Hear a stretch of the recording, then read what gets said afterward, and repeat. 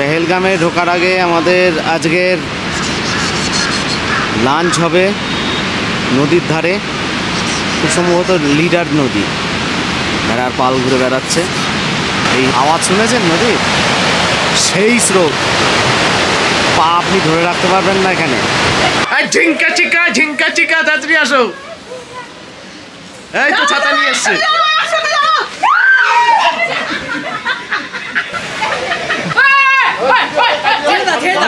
চুপ করে বাবা হয়ে যা।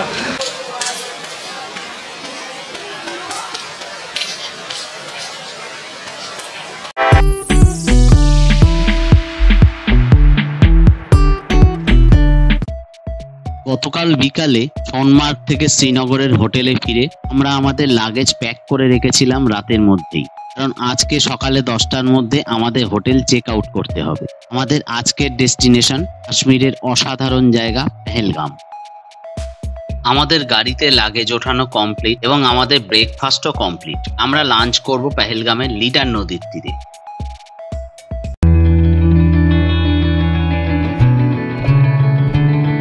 Hello viewers, welcome to our channel. আমি আনন্দ, আপনারা দেখছেন ক্রিয়েট এন্টারটেইনমেন্ট চ্যানেল। চলুন শুরু করা যাক আজকের ভিডিও।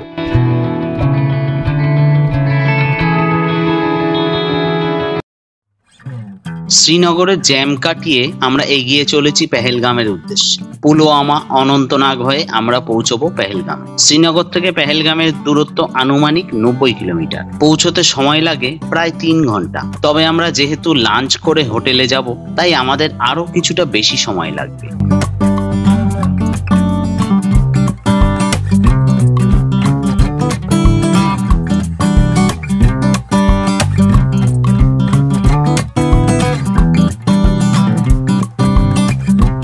যেতে যেতে রাস্তায় আজকে আমরা দেখব ব্যাট কারখানা ও আপেল বাগান।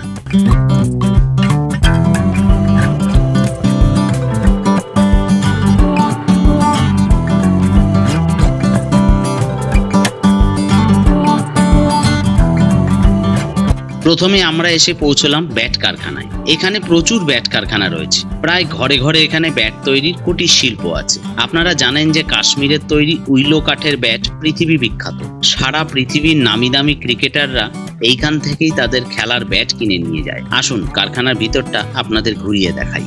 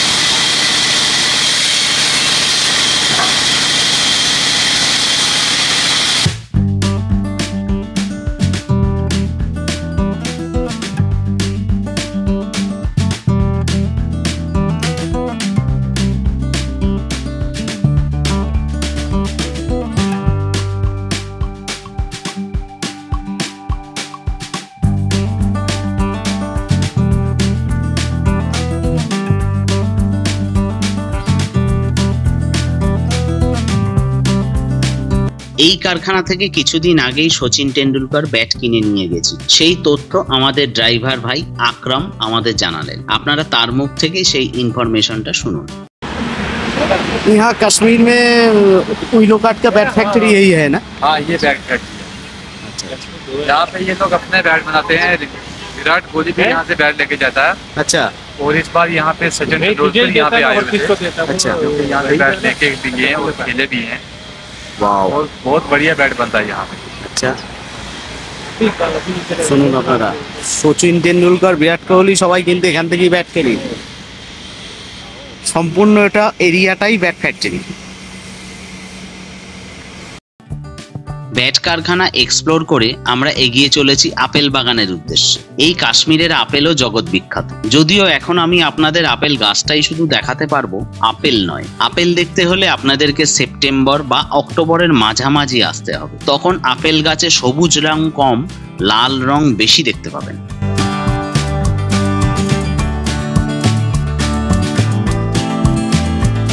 আমরা চলে এসেছি আপেল বাগানে। চলুন বন্ধুরা ভেতরটা ঘুরিয়ে দেখাই।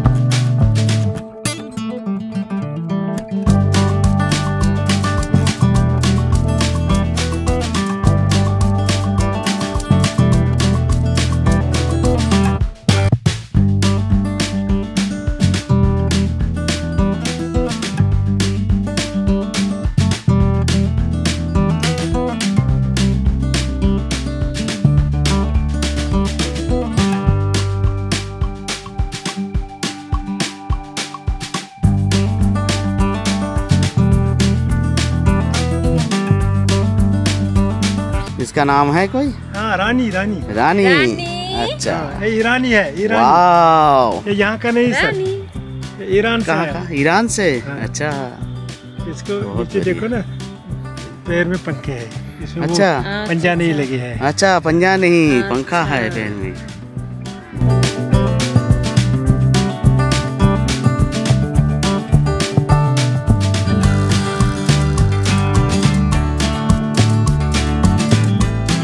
এই অ্যাপেল গার্ডেনে কিছুটা সময় কাটিয়ে ফাইনালি আমরা এগিয়ে চললাম পেহেলগামের উদ্দেশ্যে।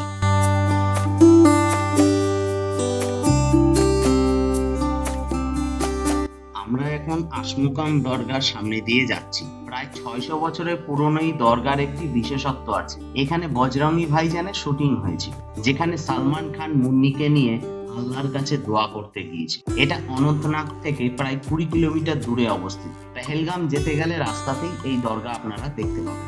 আকরাম ভাই আমাদের গাড়ি থেকে এই দরগাটা দেখান। বর্তমানে অনেক টুরিস্টই এই দরগাটি ঘুরে দেখে আসে। আমরা অবশ্য গাড়ি থেকেই এখানকার মনোরম দৃশ্য ক্যামেরা বন্দি করলাম।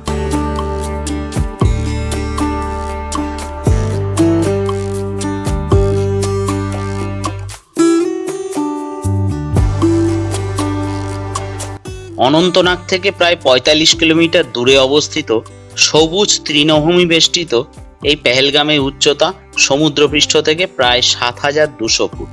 গোটা পেহেলগামকে একরকম পেঁচিয়ে রেখেছে পাহাড়ি খরস্রোতা লিডার নদী। লিডার নদীর উপত্যকা ঘিরেই এই পেহেলগাম। অসাধারণ অবর্ণনীয় সুন্দর এই জায়গা। আমাদের দেশের হিন্দি, বাংলা এবং অন্যান্য আঞ্চলিক ভাষার বেশিরভাগ সিনেমার শুটিং এই পেহেলগামের বিভিন্ন জায়গায় হয়ে থাকে। শুধু তাই নয়, সানি দেওলের বেতাব সিনেমার শুটিং এর পর থেকে হেগেন ভ্যালির নামটাই পাল্টে হয়ে গেছে বেতাব ভ্যালি। আর বজরঙ্গি ভাইজানের শুটিং এর পরে বাইসারান ভ্যালির নাম পাল্টে লোকে মুখে হয়ে গেছে সুইজারল্যান্ড, সরি মিনি সুইজারল্যান্ড।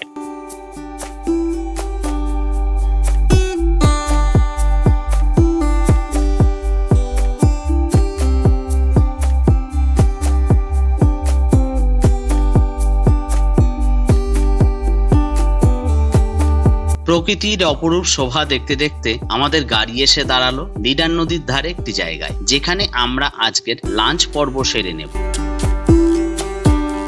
পেহেলগামে ঢোকার আগে আমাদের আজকের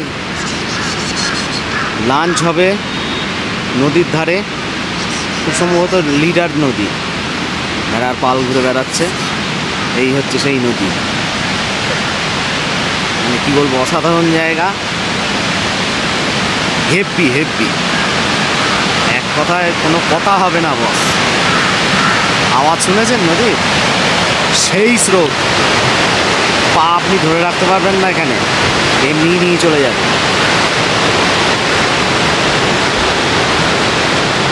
শুধু একবার দৃশ্যটা দেখুন, সবুজ আছে, পাহাড় আছে, বরফ আছে, আর কি চাই boss. Hats off Kashmir, Jio.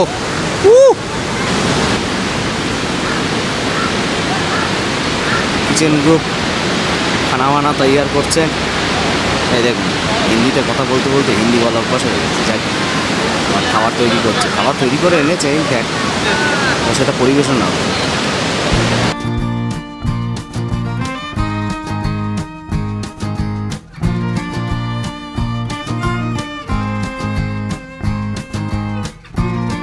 মারাত্মক ঠান্ডা হাওয়ায় আমাদের সকলের হাত প্রায় আড়ষ্ট হওয়ার পথে, আর সেই সাথে অতিরিক্ত ঠান্ডার জন্য ক্যামেরার ব্যাটারিও লো হয়ে আসছে। আমরা কোনো মতে দুপুরের খাওয়া সেরে নিয়ে দৌড়ে গাড়িতে উঠে একটু স্বস্তির নিঃশ্বাস পেলাম। গাড়িতে সবাই ওঠার প্রায় সাথে সাথেই শুরু হয়ে গেল বৃষ্টি। সেই বৃষ্টিকে সাথে নিয়ে আমাদের গাড়ি এগিয়ে চলল পেহেলগামের হোটেলের উদ্দেশ্যে।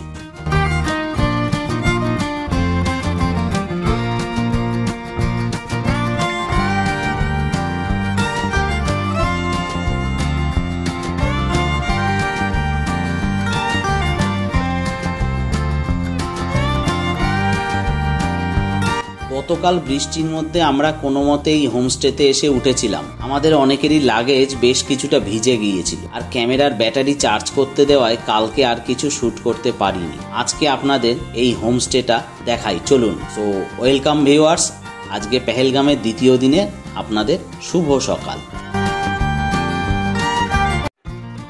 তো বন্ধুরা, আমরা পেহেলগাঁওতে এই হোটেলটায় চলে এসেছি। হোটেল না, অ্যাকচুয়ালি হোমস্টে। এটা একটা হয়েছে, আর এদেরই আরেকটা প্রপার্টি আছে, সেখানে আরেকটা করা হয়েছে। প্রচণ্ড ঠান্ডায় হাত ফাত জমে যাচ্ছে, মানে নাকে গালে মোটা করে বোরোলিন দিয়ে রাখতে হচ্ছে, আর সে বোরোলিনও বেশিক্ষণ টিকছে না। মারাত্মক রেটে ঠান্ডা, আর মারাত্মক হাওয়া দিচ্ছে এই সময়। এখানে খানিকক্ষণ বাদে স্নোফল হওয়ার চান্স আছে। বৃষ্টি হয়ে গেল, এখন বৃষ্টিটা একটু কম আছে। বিউটিটা অসাধারণ। দাঁড়ান, পিছনে পাহাড়টা দেখায়, বরফে ঢেকে রয়েছে। এই দেখুন, পুরো বরফে ঢাকা, অসাধারণ। কালকের সেই শুরু হওয়া বৃষ্টি আজকেও বন্ধ হয়নি, এবং বন্ধ হবার মতন কোনো পরিস্থিতি নেই। এখানে আমাদের হোমস্টের মালিক বললেন যে এরকম বৃষ্টি চলতে থাকলে আজকে রাতে বা কালকে সকালের মধ্যেই স্নোফল হবে। এই শুনে শত মন খারাপের মধ্যেও অসাধারণ একটা ভালো লাগা কাজ করছিল। আর যাই হোক, স্নোফল দেখতে পাওয়াটা কিন্তু সত্যিই ভাগ্যের ব্যাপার। দেখা যাক আমাদের ভাগ্য কতটা আমাদের সাথ দেয়। দুপুরে বৃষ্টির জোর সামান্য কম থাকায় আমরা সকলে খুব তাড়াতাড়ি সিদ্ধান্ত নিয়ে ফেললাম বাইসারান ভ্যালি যাওয়ার, মানে মিনি সুইজারল্যান্ড যাওয়ার। সেই মতো আমাদের আন্টি সকলের জন্য প্রচুর বার্গেনিং করে ঘোড়া কন্ট্যাক্ট করে ফেলল। হোমস্টে থেকে ঘোড়া এসে নিয়ে যাবে এবং ভ্যালি দেখিয়ে আবার হোমস্টেতে পৌঁছে দিয়ে যাবে। পার হেড 1600 টাকা, সাথে জ্যাকেট ও জুতোর জন্য আলাদা হবে 100 টাকা পার হেড। আধ ঘন্টার মধ্যে আমাদের সকলের জন্য সিঙ্গেল করে ঘোড়া এসে পৌঁছে গেল হোমস্টেতে। আর বিন্দুমাত্র দেরি না করে আমরা সকলে এক একটি করে ঘোড়ায় চেপে নিলাম। তবে এই ঘোড়ায় চড়ার কাজটা কিন্তু মোটেই সহজ ব্যাপার নয়। ওই উঁচু উঁচু ঘোড়ার পিঠে আমরা কেউই এক লাফে উঠতে পারিনি। তবে যারা এই ঘোড়ার সহিস ছিল তারা আমাদের খুব হেল্প করেছিল। কাউকে তো প্রায় কোলে তুলে ঘোড়ার পিঠে উঠিয়েছে। আমার এবং আমাদের সকলের পক্ষ থেকে সেই মানুষগুলোকে অসংখ্য শ্রদ্ধা ও কুর্নিশ জানাই। ধীরে ধীরে ভয়ার্থভাবে আমরা এগিয়ে চললাম মিনি সুইজারল্যান্ডে। প্রথম আমার তো বেশ ভয় লাগছে, মনে হচ্ছিল এই বোধহয় পড়ে যাব। তবে চালক ভাইরা আমাদের ঘোড়াগুলোকে দারুণভাবে গাইড করে নিয়ে যাচ্ছিল। ওনারা আমাদের বললেন যে যেখানে উঁচুতে উঠবে তখন বডি ওয়েট সামনে রাখ, আর যখন নিচে নামবে তখন বডি ওয়েট পিছনে রাখ। ওদের কথা মতন সেই কাজটা করায় সত্যি ঘোড়ায় চড়ার ভয়টাই কেটে গেল আমার। আর সাথে যদি প্রকৃতির অকৃপণ এই শোভা দেখতে পাওয়া যায় তবে আর কি লাগে বস। বন্ধুরা, পেহেলগাম বাজার থেকে বাইসারান ভ্যালির দূরত্ব মাত্র 5 থেকে 6 কিলোমিটার। আসলে এই ভ্যালিতে যাওয়ার অনেক রাস্তা আছে, তবে সাধারণত যে রাস্তা দিয়ে টুরিস্টদের নিয়ে যাওয়া হয় সেটা কিলোমিটার হিসেবে একটু বেশি হয়, কিন্তু সেটা অন্য রাস্তার তুলনায় একটু কম খারাপ। এখানে পৌঁছতে সময় লাগলো প্রায় 1 ঘন্টা 20 মিনিট। এখানেও সেই পয়েন্টের চক্কর আছে। তবে আমরা কন্ট্যাক্ট করিয়ে নিয়েছিলাম যে যে আমরা শুধু ভ্যালিতেই যাব। অবশ্য মাঝপথে একটা ফলস পড়ে, যেটা এক্সপ্লোর করার জন্য ওরা আমাদের বলেছিল, কিন্তু তখন আকাশ কালো করে মেঘ এসে গিয়েছিল, তাই আমরা সময় নষ্ট না করে ওদের এগিয়ে যেতে বলি। তো বন্ধুরা, আমি আপনাদের এই বাইসারন ভ্যালি নিয়ে একটা কথা বলে দিতে চাই। যদি বৃষ্টি না হয় তবেই ওখানে যান, কিন্তু বৃষ্টি হলে এই রাস্তা কিন্তু বড়ই মারাত্মক। বলে রাখি, ঘোড়াও কিন্তু কখনো কখনো স্লিপ করে, আর সারা রাস্তায় যেভাবে বড় বড় পাথরগুলো ছড়ানো ছিটানো আছে, তাতে ওই উঁচু ঘোড়া থেকে পড়ে গেলে আপনার হাঁটু বা কোমর নিয়ে আপনি নিজের পায়ে হেঁটে বাড়ি ফিরতে পারবেন না। আর মাথায় চোট পেলে কি হবে সেটা নয় নাই বললাম, এটা শুধুমাত্র সাবধানতার কথা বললাম। আমি আপনাদের ডিসকারেজ করছি না, আমি শুধু বৃষ্টির সময়টা এড়িয়ে যেতে বলছি। আসলে নিজের অভিজ্ঞতা থেকে আপনাদের সতর্ক করলাম। তবে আবারও বলছি, ঘোড়ার চালক ভাইরা কিন্তু সত্যি খুব হেল্পফুল। আমরা লাস্ট অফ অল মিনি সুইজারল্যান্ডে এসে পৌঁছলাম। এখানে এসে ঘোড়া থেকে নেমে চারিদিক উপভোগ করতে শুরু করলাম, কিন্তু ইচ্ছে থাকলেই তো আর সব হয় না। আকাশ এমন কালো করে এলো যে আমরা খুব তাড়াতাড়ি ওখান থেকে আবার ঘোড়ায় করে নিচে নেমে এলাম, কারণ বৃষ্টি চালু হয়ে গেলে ওই ভয়ঙ্কর রাস্তা দিয়ে ফিরে আসা খুব রিস্কি হয়ে যাবে। এই তথ্যটা আমাদের ওখানকার ঘোড়া চালক ভাইয়েরাই বলল। হোমস্টেতে ফিরে আমরা লাঞ্চ সেরে নিলাম। ততক্ষণে আকাশ আবার অনেকটা পরিষ্কার হয়ে গেছে। একেই বলে পাহাড়ের ওয়েদার। এই বৃষ্টি তো এই রোদ। আমরাও তাই বিকালবেলাটা কাজে লাগিয়ে ফেললাম। ধীর পায়ে আমরা হোমস্টে থেকে হাঁটতে হাঁটতে প্রায় 1.5 কিলোমিটার দূরে পেহেলগাম মার্কেটে এসে পৌঁছে গেলাম। ছোটোর মধ্যে বাজারটা খুব সুন্দর। এই বাজারেই আছে বাস স্ট্যান্ড, ট্যাক্সি স্ট্যান্ড এবং ঘোড়া স্ট্যান্ড। আর এখান থেকেও মিনি সুইজারল্যান্ড যাওয়ার রাস্তা আছে। বাজারের কাছে আছে প্রচুর হোটেল এবং হোমস্টে। এখানে এগুলির ভাড়া বেশ কিছুটা বেশি। পেহেলগামে যত সিনেমার শুটিং হয় সেই সব ফিল্ম স্টাররা এই বাজারের কাছেই একটাই মাত্র 5 স্টার হোটেল আছে, তাতে রাত্রিবাস করে। সেই হোটেলে আমাদের মতন সাধারণ মানুষদের থাকাটা প্রায় অসম্ভব। এক রাত্রির যা ভাড়া পড়বে সেটা দিয়ে আপনি পুরো পেহেলগাম অনায়াসে ঘুরে ফেলতে পারবেন। যাই হোক, আমরা মার্কেট ঘুরে নিয়ে সন্ধ্যার পর আবার ফিরে গেলাম আমাদের হোমস্টে। স্নোফল। পরের দিন সকালবেলায় ঘুম ভাঙলো আমাদের ট্যুর অপারেটর সুভাষিসদার ডাকে। দরজা খুলে বাইরে বেরিয়ে দেখি এক অসাধারণ দৃশ্য। তড়িঘড়ি ঘর থেকে ক্যামেরাটা নিয়ে এসে সেই সিন লেন্স বন্দি করা শুরু করলাম। ততক্ষণে শুরু হয়ে গেছে স্নোফল, যেটা দেখার ইচ্ছে নিয়ে গতকাল বিছানায় শুতে গেছিলাম। ওপরওয়ালা আমাদের কথা বোধহয় শুনেছেন, তাই এই সৌভাগ্যটা আমাদের এইবার হয়েই গেল। টিমের সকলে বাচ্চাদের মতন তখন নাচানাচি শুরু করে দিয়েছে বরফের মধ্যে। এদের দেখে মনে হচ্ছে আকাশ থেকে বরফ নয়, যেন বিরিয়ানি, মাটন, বার্গার এইসব ঝরে পড়ছে, আর সেগুলো কালেক্ট করার জন্য এত লাফালাফি আর হুড়োহুড়ি।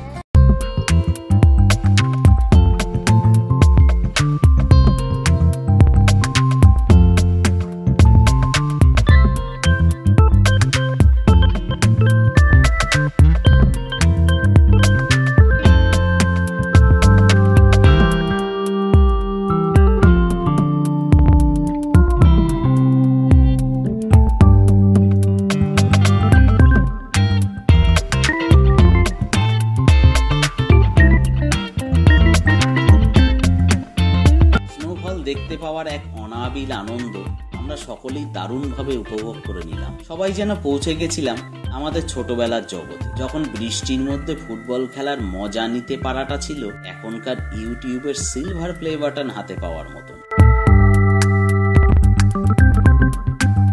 এরই মাঝে সকলের সদ্য পড়া বরফে পা স্লিপ করে ল্যাটা মাছ ধরছে। সবারটা ক্যামেরায় ধরা পড়েনি, তবে সুভাষিসদার আছাড় খাওয়ার দৃশ্য কিন্তু লেন্স বন্দি করতে পারলাম। ঝিঙ্কা চিকা তাড়াতাড়ি আসো। এই তো ছাতা নিয়ে এসছে।